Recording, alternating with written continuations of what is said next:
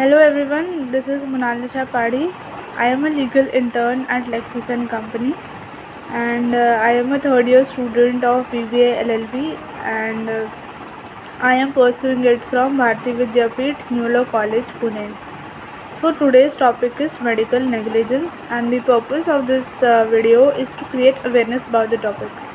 Before discussing criminal liability in medical negligence cases, let us first understand the implications of Section 269 and 270 of the Indian Penal Code and their use in public health situation. For application of these two sections, one need to demonstrate that the person knew about the possibility of infection and yet did not take or act to take precautions. For the application of either, development of the disease is not a must. The law is clear on such issues. Section 269 of IPC deals with a negligent act likely to spread infection of disease dangerous to life. Section 270 of IPC deals with a malignant act likely to spread infection of disease dangerous to life and says whoever malignantly does any act which he knows or has reason to believe to likely to spread the infection of any disease dangerous to life shall be punished with imprisonment of either description of a term which may extend to 2 years or with fine or with both. This can be enforced for various acts such as public spitting, dumping garbage on the road, urinating and defecating in open, not wearing face masks in the public when suffering from swine flu, medical establishments not making masks available at the registration counter, and not implementing infection control precautions. The government not handling air pollution and allowing water to stagnate, leading to the spread of mosquito-borne disease.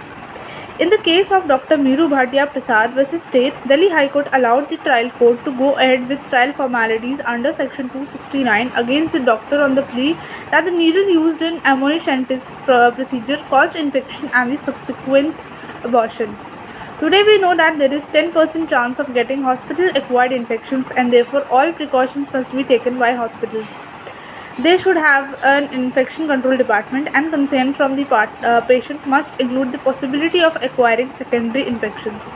In Sanjay Goel vs. Dongsan Automobile India Private Limited, the Madras High Court handled a case of contaminated effluents and dust particles from a factory being thrown into neighboring land, harming the health of people and allowing breeding of mosquitoes.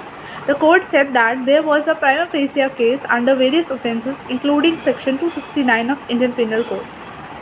The Punjab and Haryana High Court in Shiv Kumar vs. State of Punjab on the question of whether an adulterated paneer be challenged under Section 269 of IPC said it couldn't, as adulteration was distinct from fake or infected paneer. The Madras High Court in P. Ravi Kumar vs. Malar CV said an HIV positive person marrying an HIV negative person could not attract Sections 269 and 270 even if the marriage was with the willing partner. In a similar case, the Bombay High Court said in Ramakrishna Baburao Maske vs. Krishna Sivraj Shikle that if a commercial sex worker suffering for syphilis communicates the disease to another person during sexual intercourse, she is not liable to punishment under Section 269. Sections 269 and 270 have often been invoked in medical negligence cases and food adulteration cases. For instance, in Rajendra Kumar vs. State of Rajasthan and another, a doctor was accused under the two sections after it was alleged by the petitioner that the doctor negligently severed his wife's intestine while performing her tubectomy operation. The court, however, set aside the FIR, citing lack of negligence on the doctor's part. The Supreme Court spoke about Section 269 and 270 in Mr. X vs. Hospital said, in which an HIV positive man had filed a case against a hospital that has disclosed that he was HIV positive, leading to his marriage being called off. Opining that the disclosure saved the petitioner's fiancé, the court also took note of two provisions and observed, therefore, if a person suffering from the dreadful disease AIDS knowingly marries a woman and thereby transmit infection to that person, he would be guilty of offences indicated in Section 269 and 270 of the IPC. The above statutory provision thus impose a duty upon the appellant not to marry, as the marriage would have the effect of spreading the infection of his own disease, which obviously is dangerous to life, to the woman he marries, apart from being an offence, it added. Thank you. That's all for the topic. Please comment and like on the video, and have a nice day.